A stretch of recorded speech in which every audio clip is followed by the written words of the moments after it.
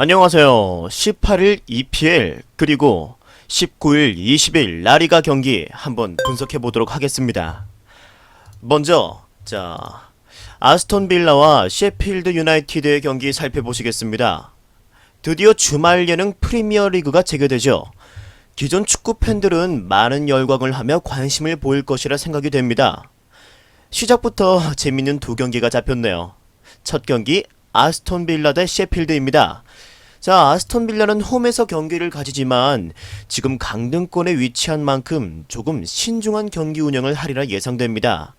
강등권이 아닌 17위 왓포드는 29경기를 하여 27점, 아스톤 빌라는 28경기를 하여 25점이니 이 경기에서 승리를 한다면 단숨에 강등권 탈출을 노릴 수 있습니다.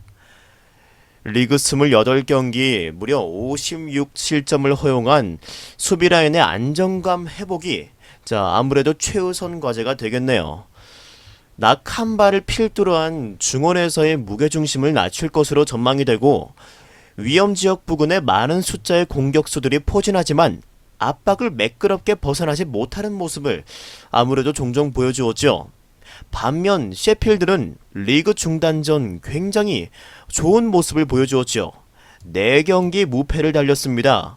경기력 또한 리그 최상위권 수준의 경기력이었죠. 셰필드는 상대적으로 더 적극적인 운영을 통하여 아무래도 승점을 노릴 것으로 예상됩니다. 공격 전개를 주도하는 자원들의 영향력을 발휘할 수 있을지에 대한 점검이 최우선일 것입니다.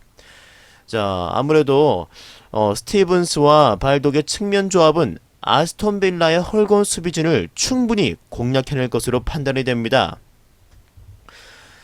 더불어 플렉과 룬스럼, 무세, 맥버니 등 다양한 선수들이 득점을 노릴 수 있을 것으로 판단이 되네요. 따라서 객관적인 전력의 차이가 분명합니다. 아스톤 빌라는 선수비, 후역습을 노릴 텐데 아마 셰필드의 견고한 수비진을 쉽게 뚫지는 못할 것입니다. 3개월간 휴식 후 첫 경기인 만큼 선수들이 얼마나 비장한 각오로 나왔는지 첫 경기는 지켜봐야 할 것 같고요. 이 경기는 아무래도 저득점 경기가 예상이 됩니다. 이어서 맨시티 대 아스날의 경기 살펴보시겠습니다. 빅매치라고 하기에는 격차가 많이 벌어진 두 팀입니다. 배당이 말을 해주죠. 여전히 건재한 맨시티 대 9위까지 처져 있는 아스널의 경기입니다. 이 매치업에서 주목할 만한 점은 맨시티 감독 팬 밑에서 축구를 배우던 아르테타가 아스날의 지휘봉을 잡았다는 겁니다. 사제지간의 대결이네요. 최근 맞대결을 살펴보면 지난 2년간 맨시티가 5번 모두 승리를 거뒀을 정도로 가르디올라는 아스날에게 강한 모습을 보였습니다. 원정 아스날은 특히 이번 시즌 쥐약이죠. 2승 8무 3패를 거뒀습니다. 아스널은 더 이상 리그 4강 팀이라고 하기에는 거리가 너무 멉니다. 하지만 동기부여 측면에서는 아스널이 조금 더 위에 있다고 할 수 있겠죠. 맨시티는 리그 우승이 물 건너간 거는 기정사실화되었지만 아스널은 유로파 진입을 위해서라면 이 경기에 무조건 승점을 획득하여야 합니다. 아스널이 다소 무리해서 승점 3점을 노리고 공격적으로 나올 확률이 매우 높죠. 올 시즌 아구에로 16골, 오바메양 17골로 득점 랭크 2위, 3위의 맞대결도 볼만하겠네요. 이번 시즌 막바지에는 이 두 선수 중 한 선수가 득점왕을 차지할 확률이 매우 높을 것으로 예상이 되며 이번 경기 두 선수도 득점을 올리는 데 포커스를 맞출 것으로 예상이 됩니다. 리그 재개 전 맨시티의 횡보는 그렇게 좋지 않았으나 경기력 면에서는 전혀 문제가 없었죠. 골운이 안 따라준 몇 경기에서 승점을 놓쳐 우승권에서 멀어졌지만 아게로, 데브라이너, 그리고 스털링 실바 등이 보여준 공격 라인의 화력은 리그 최정상급입니다. 반면 아스널의 수비 라인은 포백 라인이 한 번에 무너지는 그림이 너무 자주 보였죠. 특히 원정에서. 이번 경기는 맨시티의 컷백 전술에 아스널의 윙백과 센터라인이 붕괴될 것으로 예상이 됩니다. 따라서 맨시티의 아주 무난한 승리를 예상해봅니다.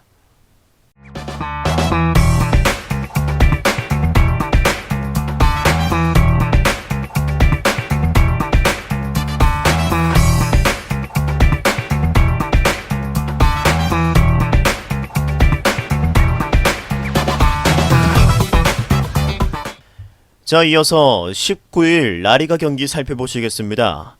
자, 알라베스 대 소시에다드의 경기입니다. 알라베스는 직전 경기에서 20분 골키퍼 파체코의 퇴장으로 수적 열세를 전혀 극복하지 못하고 2대 0으로 에스파뇰에게 패했었죠. 지난 경기 호셀루의 징계 결정까지 있었죠. 하지만 이번 소시에다드전은 다릅니다. 페레즈와 호셀로의 투톱이 정상적으로 가동될 그럴 가능성이 되게 높습니다. 비달과 페즈사는 뒤를 지원할 것으로 예상되고 있지만 파체코는 이 경기에서 결정할 예정입니다. 원정팀과의 전력 차에서 열세를 보이기 때문에 아마도 이번 경기에선 만반의 준비를 하고 다양한 변수를 노려할 것으로 예상됩니다. 이번 경기는 알라베스보다는 더 동기부여가 확실한 팀이 소시에다드죠. 챔스권인 4위 자리를 5위 헤타페와 승점 동률로 바짝 뒤쫓기고 있습니다.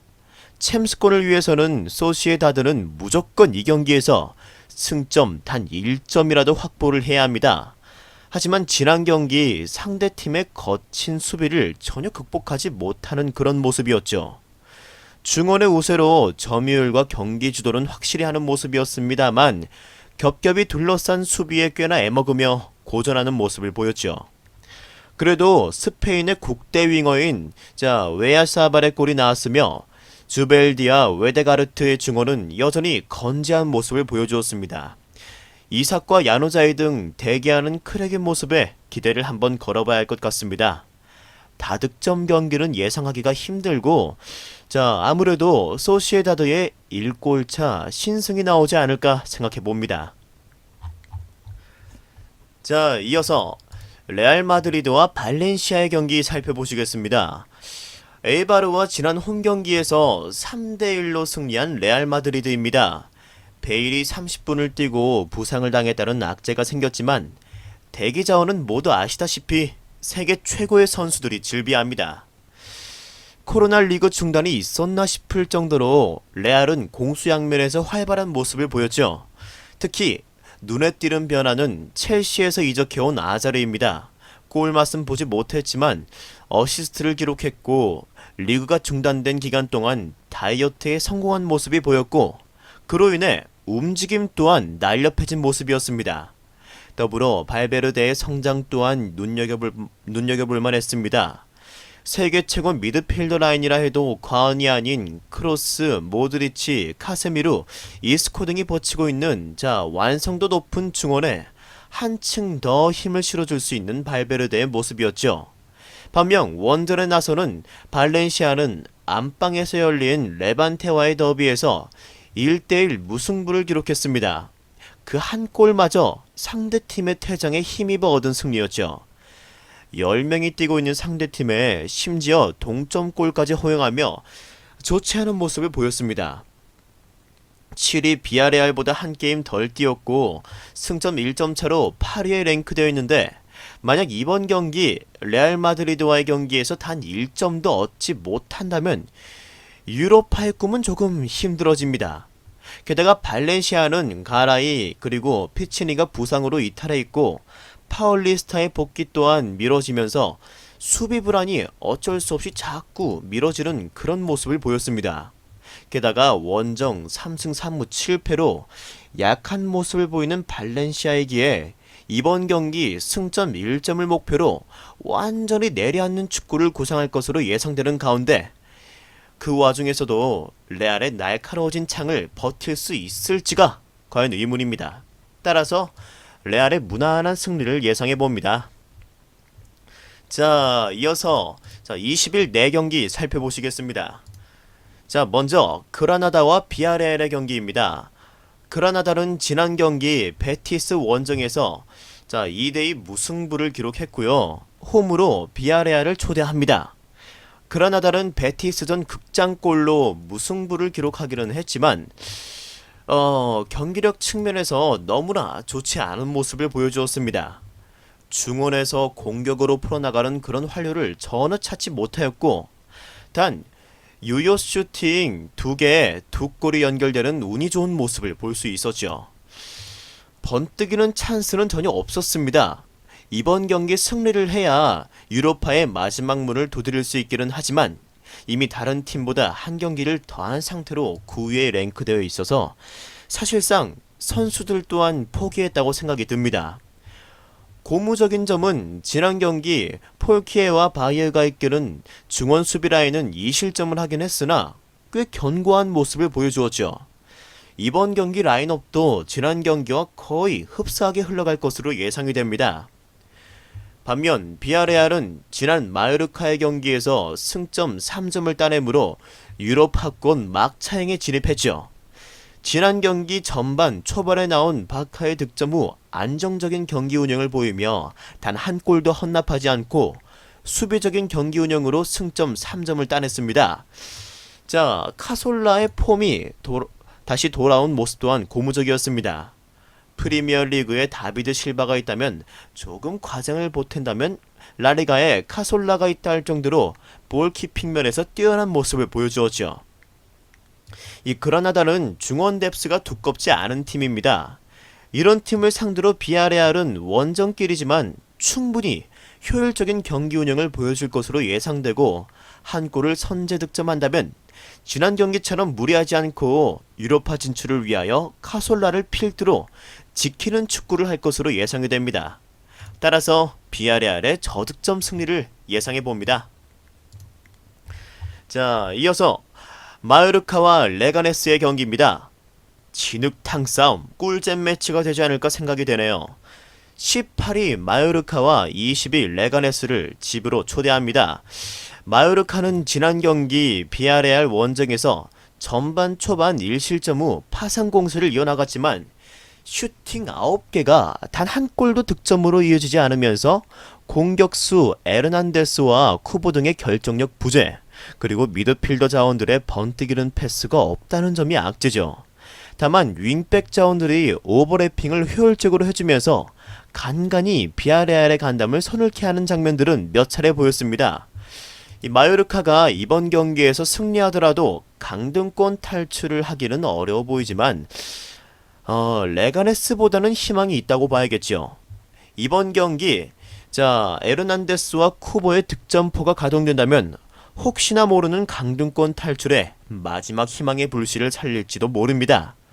반면 레가네스는 바르셀로나 원정에 이어 또다시 원정길에 나섭니다. 지금 리그 재개 후 시즌을 치르는 것이 급하기 때문에 리그 일정이 매우 빡빡한데 2연속 원정길은 아무래도 선수들의 체력에 매우 부담이 될 것이라 예상이 되네요. 또한 별다른 동기부여 또한 없기 때문에 지난 바르셀로나전에서도 선수들이 의욕이 없는 모습을 보였습니다. 게레로와 페레스의 라인에 기대를 걸어볼만 했는데 지난 바르셀로나전에서는 단 한 차례도 번뜩이는 장면은 나오지 않았습니다. 이번 마요르카전도 아무래도 비슷할 것으로 예상이 됩니다. 조금 고무적인 부분은 바르셀로나를 상대로 센터백 타린과 부스틴자가 2실점으로 틀어막았다는 부분인데 이번 마요르카를 상대로 무실점으로 버틴다면 승점 1점 정도는 가져가지 않을까 생각이 됩니다. 따라서 무승부나 저득점 경기를 예상해 봅니다. 자, 이어서 빅매치 세비야와 바르셀로나의 경기입니다. 세비야 홈에서 바르셀로나와의 경기가 치러집니다. 홈비아라는 말이 괜히 있는 말이 아니죠. 홈에서 세비야는 원정 세비야와는 아주 많이 다른 팀입니다. 극강이죠. 지난 경기 레반테 원정에서 날카로운 모습을 보여주지는 못했지만 데용과 오캄포스, 무니르 정도는 그래도 몇 차례 번뜩이는 장면을 연출해냈습니다. 디에고 카를로스의 자책골이 없었다면 승점 3점을 가져가기에 무리 없는 경기 내용을 보여주었죠. 또 인상적이었던 것은 미드필더 구데이가 리그 재개 후 매우 안정적인 모습을 보여주었다는 겁니다. 세비야는 바르셀로나를 상대로 항상 경기를 잘 풀어나가는 그런 몇 안 되는 바르셀로나와의 대등한 맞불 작전 경기를 해내는 팀이지만 상대 전적은 그렇게 좋지가 않습니다. 상대 전적이 아무래도 안정적인 모습을 보여주는 것과는 달리 그래도 조금 약한 모습을 보여주죠. 최근 아무래도 약한 모습을 보여주었지만 바르셀로나 또한 원정에 대한 부담이 있지 않을까 생각이 듭니다. 바르셀로나는 리그 1위를 위해 반드시 승점 1점이라도 확보를 해내야 합니다. 이번 경기에서 무리하지 않고 승점 1점을 확보한다면 사실상 이 우승을 확정짓는다 해도 과언이 아닙니다. 지난 경기 그다지 무리하지 않는 모습을 보여주며 선수들의 체력적 안배를 하는 모습을 보였으나 마요르카전에서 보였던 파괴력 있는 장면은 홈임에도 불구하고 훨씬 줄어들었습니다. 아마 이번 경기 또한 바르셀로나는 최정예 멤버를 들고 나올 것으로 생각이 되며 선제골을 넣는다면 걸어 잠그는 모습을 보일 것입니다. 그럼에도 불구하고 세비야가 홈에서 바르셀로나를 상대로 맞불 작전을 놓을 것으로 예상이 되네요. 이 경기는 바르셀로나에 배팅을 한다면 꽤나 위험 부담이 있는 선택일 수 있습니다. 무승부의 모험을 걸어볼 만하며 저득점 경기를 예상해 봅니다.